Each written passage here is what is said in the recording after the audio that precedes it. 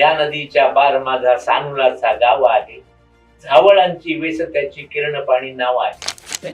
आणि मी कोणाकडे जाणार नाही. माझा स्वभाव असा आहे की मी कोणाची कविता माझी चाललाय म्हणून मी स्वतः चाललाय ते स्वतःच म्हणते. मग तुम्ही भविष्यामध्ये स्वतःचं युट्यूब चॅनल आणि कविता नाही त्या मार्गाने पडू शकत. मग माझी ती कविता जीवन करावची नाही, कारण माझी मग कविता नाही होती, माझा गाणं नाही त्याला, आणि मी प्रसिद्धीच्या मागे लागतात थोडं स्टाईल मारतात मग.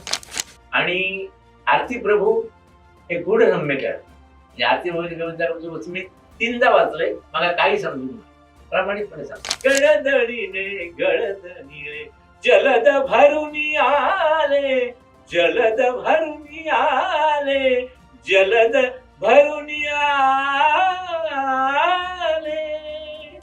माझा काय असा तर तुम्ही ऐका, आवडलं तर घ्यायला सोडून द्या. नमस्कार, महाराष्ट्र पोस्ट मध्ये तुम्हा सर्वांचं मनापासून स्वागत.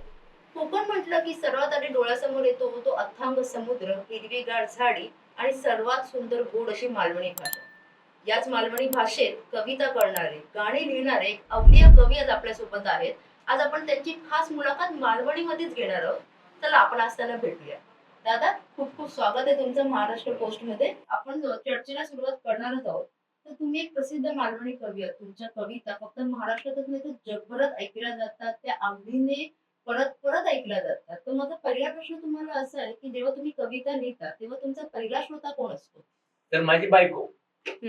तिने माझी कविता ऐकली आणि तिने जेवण करताना जर ते ढवळत असताना जर बोलले, कविता गुणगुणली, तर ती माझी कविता तलतली, असं माझा एक अंदाज असतो. अच्छा, मग त्यांना सगळीच कविता आवडतात की काही आवडतात काही आवडतात? नाही, कविता आवडणारच नाही त्यांना, कारण रोज ऐकून तिने कंटाळलेला होता बा. पण एक समजा तिच्या नकळत तिने म्हटल्या तर तुला होता आपला अंदाज. तुमच्या कवितांना एक सूर आहे, तुम्ही ती रागातही बांधता. तुमच्या शब्दात ते उपजत आहे की कोणता संस्कार आहे त्या मागे नाट्यगीताची परंपरा असा. आणि ते आमच्या लहानपणी आम्ही ज्या थिएटरच्या भोवती खेळू, संध्याकाळी गाणी लागत आहे, जर नाटक सुरू होईल गाणी लागली, ती माझ्या तो संस्कार. त्यामुळे माझ्या सगळ्या कवितांनी नाट्यगीताची जागी असत. एखादी गाऊन दाखवू शकता? त्याच्या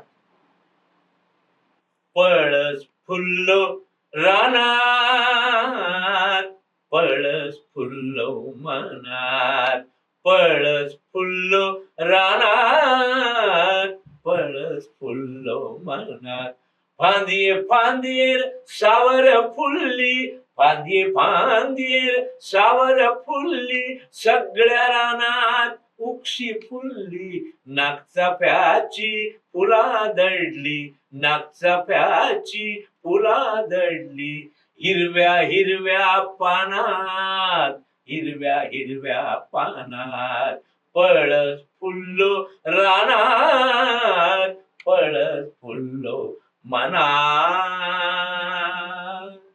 एका निर्गुणाचे भेटी आलो सगुणात संगी. एका पेसा ही माझी बाजापेटी. तुम्हाला उद्या रेल्वे स्टेशनवर कविता म्हणून सांगलं तर मी म्हणतो. तुम्ही गाताना तुम्हाला तुमच्या चेहऱ्यावर एक विलक्षण आनंद असतो, म्हणजे तो अगदी आनंदाचे डोळी आनंद तरंगप्रमाणे तुम्हाला तो आनंद.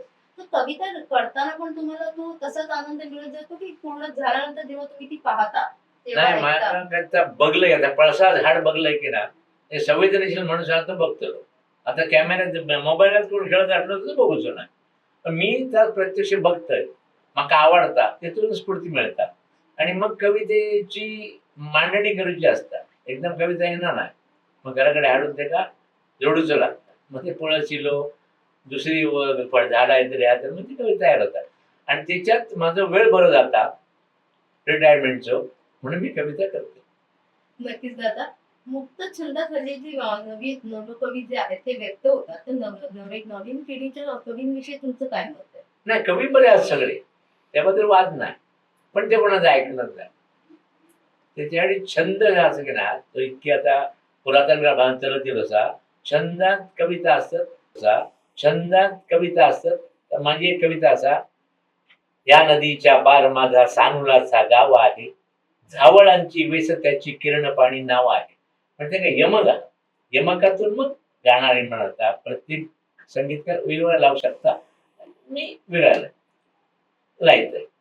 नक्कीच. दादा तुमच्या कवितांमध्ये कोकणातल्या निसर्गाचा किती परिणाम आहे? सबन कविता कोकणातलीच हा आणि माझा जर पुस्तक पहिला आपल्या वेळेचा मी सिंधुदुर्गातल्या निसर्गात अर्पण केलेला. कारण मी त्या बघतोय त्याच सांगतोय. मी घरात बसून कविता लिहिणे नाही, बाहेर गेलो की कविता होतं. एक थोडा वेगळा प्रश्न आहे तो म्हणजे बहिणाबाईंच्या कविता या अहिराणी भाषेत होत्या. तर मग त्या जगभरात प्रसिद्ध झाल्या. आजही अनेकांच्या तोंडी त्या कविता आहेत. पण मालवणी कवितेबद्दल असं झालेलं पाहता येत नाही. मग हे हे का झालं आणि हे नक्की अपयश असेल तर हे अपयश कोणाचं? नाही, अपयश नाही हा देतो. हम्म. आता मालवणी लोक किती सिंधुदुर्ग पुरते असत. मराठी भाषा सर्वव्यापी असं महाराष्ट्रात सगळ्यांनी ऐकलेलं असतं. आता ह्या तुझ्या मोबाईल लिहिले म्हणून त्या सगळीकडे पोचतात, नाहीतर कार्यक्रम केल्यानंतरच ते पोचतात कविता. मग माझी कविता कोणतरी टाकतात. मी स्वतः कविता टाकणे नाही. मी जाहीर कार्यक्रम तरच करतोय. माका समोर प्रेक्षक लागतं. तो जो आनंद असा तो माका 6 महिने पुरता टाकून ह्याचो काय माका फायदा नाही त्याचा. जे पैसे मिळणार नाही आणि आनंदही मिळणार नाही, तो ठीक आवडतो. मग त्यामुळे त्या सीमित सिंधुदुर्गात एक 15 लाख लोक सिंधुदुर्ग भाषा बोलणारे ते ऐकतात. ते सर्वव्यापी होय असं काय माझं म्हणणं आहे नाही. पण ती झाली तर मालवणी भाषे अजून हो, पण ती होचीच नाही तशी. काय सीमित तो विषय. इतके लोकांना येतात. आता मी जर पुस्तक छापलंच आहे म्हणजे आधी सगळी पुस्तकं छापल्या तिची एका वाटेक मालवणी एका वाटेक मराठी लिहिलं असेल. कोणाक पुस्तक दिलं म्हणजे आम्हाला तुमची मालवणी समजत नाही म्हणजे ताबडतोब सांगता मला. कारण ते आता घेऊच नसतं पुस्तक इतकं. मग मी त्या फसवच्यासाठी एका वाटेक मराठी एका वाटेक मालवणी केलं. नक्कीच लक्षात दिलं ही राहिला माझ्या लक्षात येईल.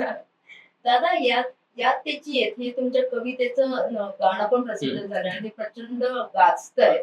तर हे एकंदरीत यश बघून तुम्हाला काय वाटतं? बरा आनंद हा. पण ते काही कारण असतं. मालवणी कविता तशी कोण घेणार नाही कारण त्या गॅरंटी नाही, तलाक की नाही ते म्हणून. आणि मी कोणाकडे जाणार नाही. माझा स्वभाव असा की मी कोणाची कविता माझी चाललाय कारण मी स्वतः चाललाय ते स्वतःच म्हणते. विजय गवंडे म्हणून एक कवी असत वालावटे, त्यांनी मला सांगितलं तुमची 4,000 कविता पाठया आणि त्याच्यात त्यांनी एक चाल लायली आणि ती केलं. आणि त्या योगाची गोष्ट म्हणजे त्याच रेकॉर्डच्या दिवशी माझा पुण्यात कार्यक्रम होता. मग ते म्हणते दादा या म्हणून मी ते गेलं. तर ते बरेचसे लोक नाराज होते, काय कसून काय आयडिया नाही या म्हणून. ते काय बोला नाही होते. आणि मी कवी आता त्यांना माहीत नाही. तिने बोलायला कसं म्हणत चांगला आणि अशीच मुलाखत माझी घेतली. त्याच्यात एक मुख्य ती बाई होती. तिने म्हणलं तुमचं काय आहे ते चांगलं चालणारा म्हटलं. मला मालवणी समजत नाही, माझा मालवणीचे काही संबंध नाही, पण ही कविता तुमची चालेल. त्याप्रमाणे त्या कविता 10 लाख लाईक गेले त्या गोष्टी. आणि त्या संगीतकाराचा मग नंतर फोन दादा काय व्हा मा काय कल्पना नाही इतक्या होईत म्हणून. होऊ शकतात.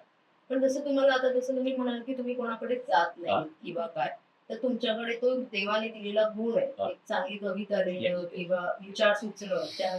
तर तुम्हाला असं वाटत नाही का जर तुम्ही स्वतःहून कोणाकडे गेलात तर मग तुमच्या कविता अजून प्रसिद्ध होतील, महाराष्ट्र त्याला अजून त्या पद्धतीने मालवणी भाषा माहित नाहीये ती त्याला माहितही पडेल. तर तसा होता ना, कारण तशी कोणाला आवड नाही ह्या गोष्टीची. तुम्ही स्वतः कारण आपण रोजच बोलतो म्हणून नाही. तुमच्या खिशात खळखळ पैसे असले तर तुम्ही त्या काढूचा.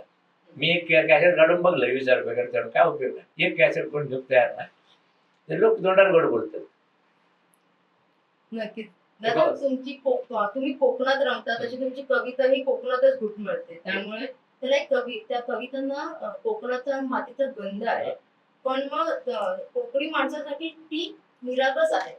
तर मग मला असं तुम्हाला प्रश्न विचारायचा की अनेकदा तिथल्या निसर्गाचं शब्दचित्र बघून तुम्ही कसं काय ते गुंतता सगळ्या गोष्टी? नाही तुम्ही कोकणात जर गेला तर बारकाईने बघला तर एक फ्रेम असा बक्षीस तिकडे फ्रेम आहे. तुम्ही फोटो काढला तर तो फोटो चांगला येतो असं. पण आपण काय पोटापाटी सगळे मुंबई गेलो असो. त्यामुळे माझ्यासारखं कोणतरी आता पण सांगता हा दिसतात हा दिसता म्हणून माझं काम आता. पण माझं मूळ उद्देश हा मालवणचा प्रचार आणि प्रसार. माझी कविता लंडनात जाऊ होई माझी एका हा विषय माझं नाही जा मुळात प्रचार. आणि त्याप्रमाणे मी कार्यक्रम करतोय आणि शाळेत जाते शाळेत कार्यक्रम करते. मुला लिहितात म्हणजे तुझा प्रचार हो गय दादा म्हणजे गोष्टी उडावली तर बंद जाता का म्हणे पुढे चालू राहू काय त्या त्या हिशोबाने आणि त्याप्रमाणे होता आता लोक 50 कवी मालवणी दिसत नाहीतर आमका पूर्वी ते कुरवाडी म्हणे अडे तडे केलं तर मग असत लोक त्यामुळे पण मी त्या सोडून नाही माझा आणि आता असं फायदा झाला की 50 मराठी कवी असलं तर मी एक मालवणी कवी असतोय आणि गाणारा कवी असतोय तर मी भाव खाऊन जातोय किंवा हाली मका कार्यक्रमात बोलायचं नाही लोक सोशल मीडियाने तुम्हाला एक नवीन प्रसिद्धी दिली असं म्हणता येईल. आता मोठा काम तरी केलं जातं नाही तर आमच्या शक्य नाही तर ते आता त्यामुळे माझे लोक जे माझे युट्यूबवरती व्हिडिओ असतात ते लोकांनी टाकलेले असतात मी एकाही टाकलेलं नाही. मग तुम्ही भविष्यामध्ये स्वतःचा युट्यूब चॅनल आणि कवितांचा नाही त्या भानगडीत पडूच नाही. मग माझी ती कविता जिवंत राहूची नाही मग मी मोठं मनुष्य आता असतो आणि त्या भानगडीत पडतं कारण मी माझ्या दुसऱ्यात कोणी गेलं तर चालतं तिने केलं तर चालतं त्या मी सहकार्य करेन माका उद्योग त्या उद्योगात मी पडणार नाही कारण माझी मग कविता नाहीशी होती माझा गाणं नाहीसा होता आणि मी प्रसिद्धीच्या मागे लागतं थोडं स्टाईल मारतं मग असं तसं रोवलं आताच म्हाका अवघडल्यासारख्या होत्या तुझ्या पुढे बस हॅलन बिलो आमका मोकळेपणाची सवय विचार काय दादा माझा पुढचा प्रश्न की तुमच्या कवितेत चंद्र आणि चांदणं खूप पाहायला मिळतं म्हणजे याचं काही खास कारण आहे ना आमच्याकडे तर असा आमच्याकडे हा तर म्हणजे सांगायचं का तुम्ही मुंबई गेल्यानंतर पण दिसणार नाही त्या आमच्याकडे असा पौर्णिमेक आमच्याकडे एवढा सुंदर चांदणा पडता आणि त्या गावी पिठासारख्या चांदणा पडला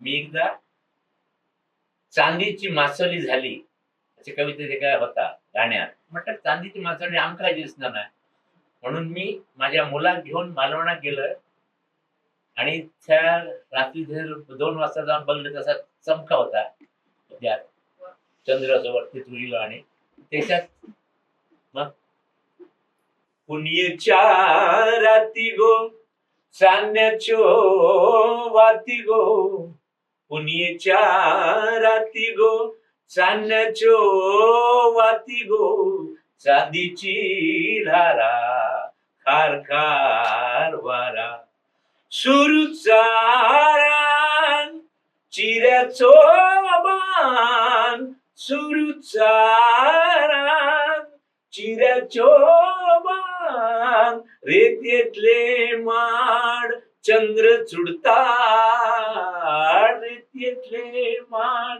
चंद्र चुडताड चमकता रेती गो कोकणातले मोती गो पुण्याच्या राती गो चांदण्याच्यो वाती गो ही कविता मला तैसून म्हणजे तुम्ही बघण्याची दृष्टी होईल तुम्ही बघता आता सगळ्या का जमता असं नाही म्हणूनच कवी सर्वसामान्य